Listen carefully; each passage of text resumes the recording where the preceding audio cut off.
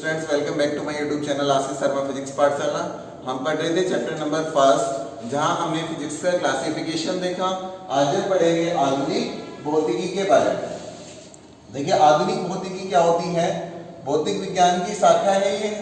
तो भौतिक विज्ञान की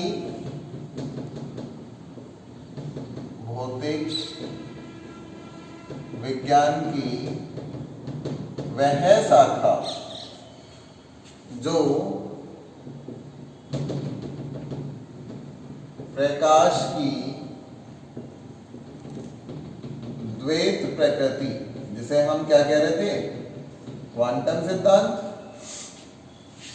प्रकाश की द्वैत प्रकृति के सिद्धांत पर आधारित है आधुनिक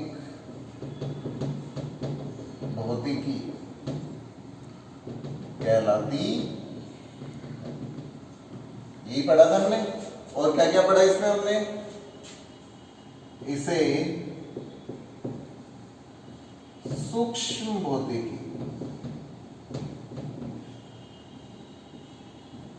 भी कहते हैं और इसमें वर्ष 1900 के बाद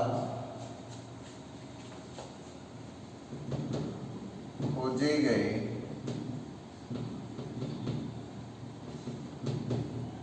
सिद्धांतों का अध्ययन करते हैं।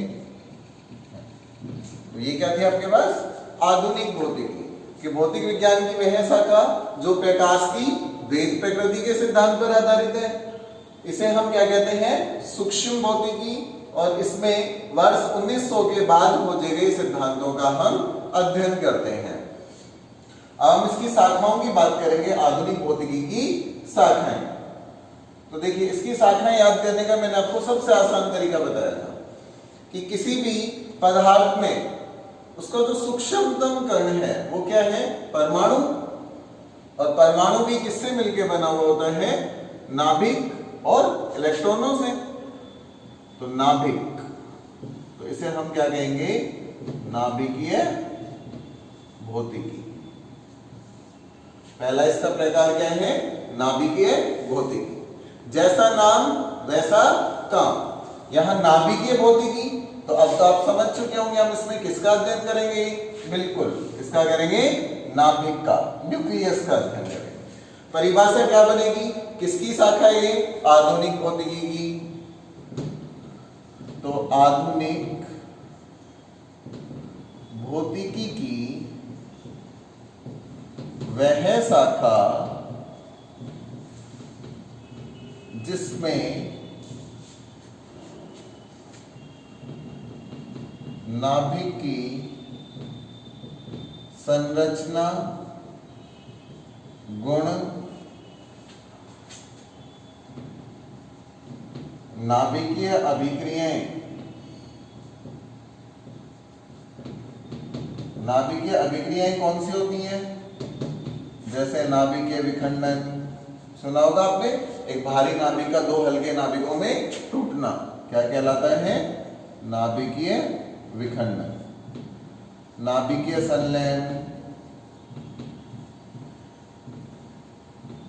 नाभिकीय संलयन क्या होता है? दो हल्के नाभिकों का मिलकर एक बड़ा नाभिक या मध्यवर्ती द्रव्यमान का नाभिक बनाना क्या कहलाता है?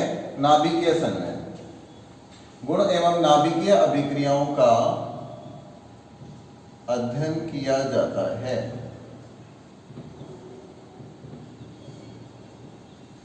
इसे हम क्या कहते हैं? नाभिकीय भौतिकी।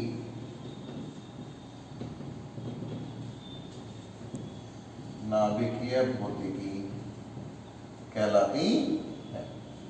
क्लियर? देखिए, नाम से पता चल रहा है नाभिकीय भौतिकी। तो हम क्या पढ़ेंगे? नाभिकीय संरचना, नाभिकीय गुण एवं विभिन्न नाभिकीय अभिक्रियाएं। नाभिक का आकार देखिए, नाभिक का आकार 10⁻⁻15 मीटर, ये सबसे छोटा नाभिक है।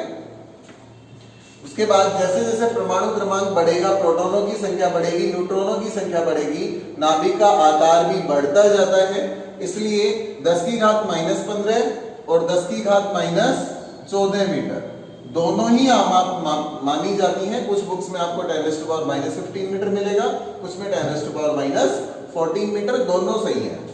नाभिक का आकार इस कोटि का होता है।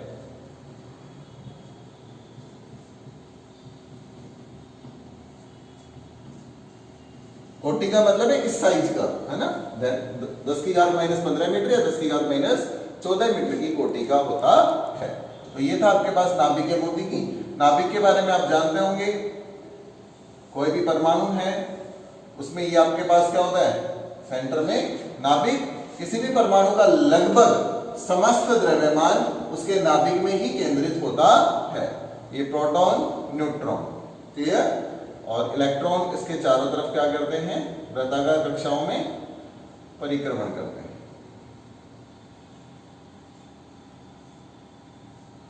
इस प्रकार से इलेक्ट्रॉन क्या करते रहते हैं, परिक्रमण करते रहते हैं। ये क्या है, नाभिक। ये इन इलेक्ट्रॉनों पर बल लगाता है, जिसके कारण ये यहाँ बंधे रहते हैं। दो प्रकार के बल लगते हैं नाभिक में। जो न्यूक्लियॉन्स होते हैं, इनके मध्य लगने वाले बल को हम नाभिकीय बल कहते हैं। और नाभिक इन पर जो बल लगाता है उसे हम स्थिर वैद्युत आकर्षण बल कहते हैं। ये हम आगे पढ़ेंगे अभी बलों के बारे में।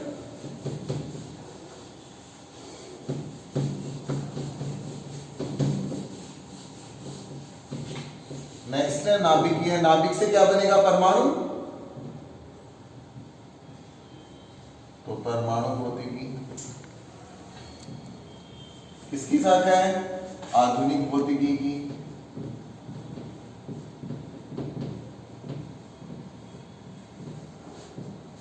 आधुनिक भौतिकी की वह शाखा जिसमें, अब हम इसमें हम किसके बारे में पढ़ेंगे, जैसा नाम वैसा काम, परमाणु के बारे में। तो आधुनिक भौतिकी की वह शाखा जिसमें परमाणु के आकार, संरचना एवं गुणों का अध्ययन किया जाता है, इसे हम क्या कहते हैं, परमाणु भौतिकी कहते हैं।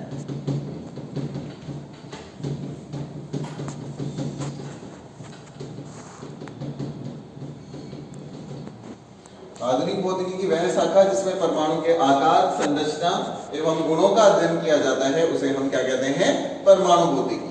अब इसमें हम क्या क्या पढ़ेंगे कि परमाणु का आकार क्या है, कैसे उसमें नाभिक है, कितने प्रोटॉन, न्यूट्रॉन है, कितने इलेक्ट्रॉन है, कितना बल लग रहा है, ये सब बातें हम किसमें पढ़ते हैं, परमाणु भौतिकी में। नेक्स्ट है हमारे पास कणीय भौतिकी। अब परमाणु से क्या बनेंगे, कण। इसे हम अणु भौतिकी भी कह सकते हैं। तो आधुनिक भौतिकी की वह शाखा, इसमें हम किसके बारे में पढ़ेंगे, कणों के बारे में। वह शाखा जिसमें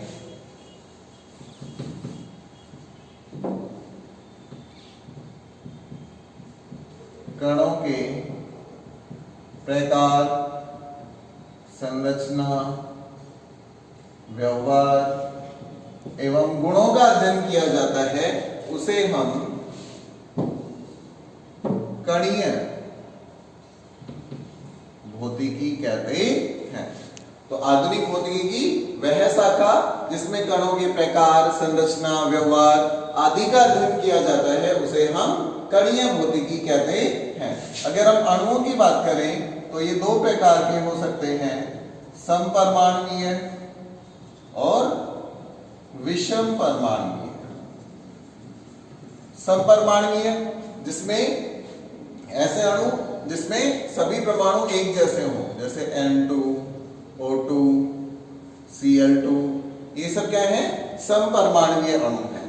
जबकि विषम परमाणुवीय HCl है, NaCl है, NaOH है, ये सब क्या है, विषम परमाणुवीय अणु हैं। तो इन सब का अध्ययन हम जहां करते हैं उसे हम कणीय भौतिकी कहते हैं।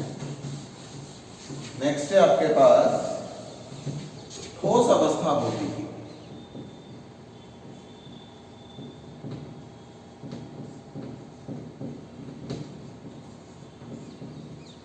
सॉलिड स्टेट फिजिक्स बोलते हैं इसको हम।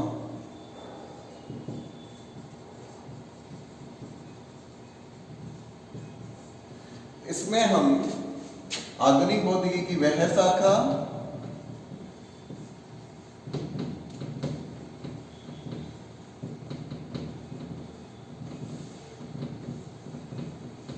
जिसमें अब परमाणु है, अणु है, कण है, ये सब मिलकर क्या बना रहे, पदार्थ बना रहे।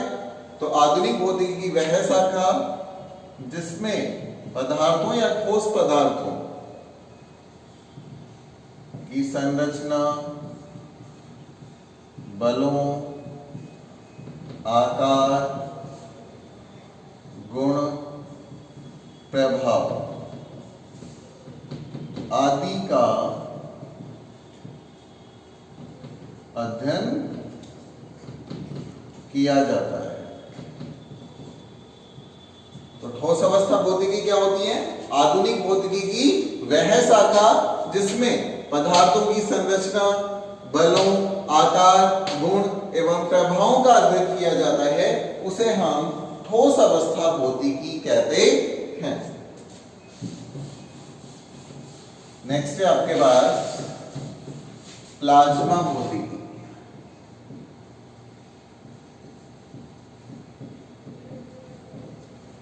प्लाज्मा क्या है? पदार्थ की चतुर्थ अवस्था है।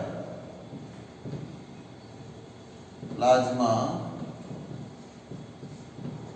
पदार्थ की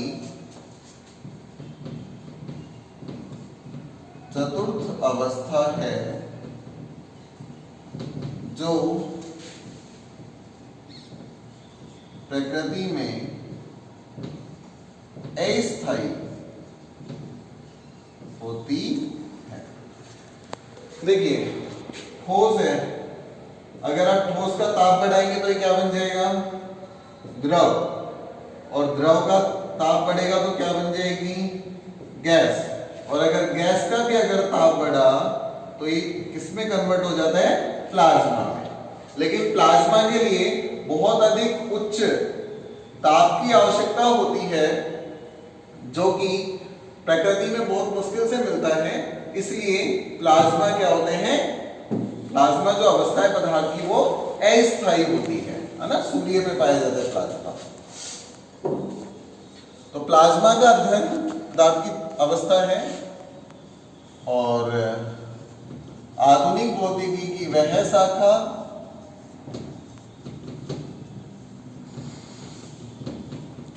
जिसमें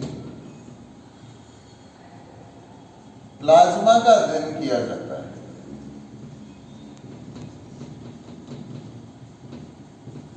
उसे हम क्या कहते हैं? प्लाज्मा भौतिकी कहते हैं। नेक्स्ट है आपके पास सापेक्षिकता या रिलेटिविटी, आपेक्षिकता भी कहते हैं इसको।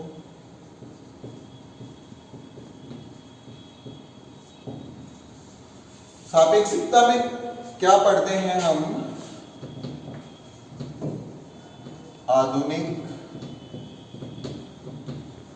भौतिकी की वह शाखा जिसमें अति उच्च वेग, और कितना उच्च? लगभग प्रकाश की चाल के समतुल्य। आधुनिक भौतिकी की वह शाखा जिसमें अति उच्च वेग से गतिशील कणों का अध्ययन किया जाता है, उसे हम क्या कहते हैं? सापेक्षिकता कहते हैं। तो देखिए जब भी कोई कण गति कर रहा है तो उसकी निश्चित चाल या वेग होगा। अगर वो कम वेग से कम चाल से गति कर रहे हैं तो उसका तो अध्ययन करेंगे हम यांत्रिकी में। कल हमने चिरसम्मत भौतिकी की शाखा पढ़ी थी जिसमें हम कणों की गति का अध्ययन कर रहे थे। तो अगर कम वेग से गतिशील है तब तो उसका अध्ययन करेंगे हम यांत्रिकी में, और यदि उच्च वेग से गतिशील है तो उसका अध्ययन करेंगे हम सापेक्षिकता में। इसके अलावा भी भौतिक विज्ञान की बहुत सारी शाखाएं हैं, किंतु मुख्य शाखाएं यही होती हैं। जैसे अंतरिक्ष विज्ञान है, एस्ट्रोलॉजी है, ये सब क्या है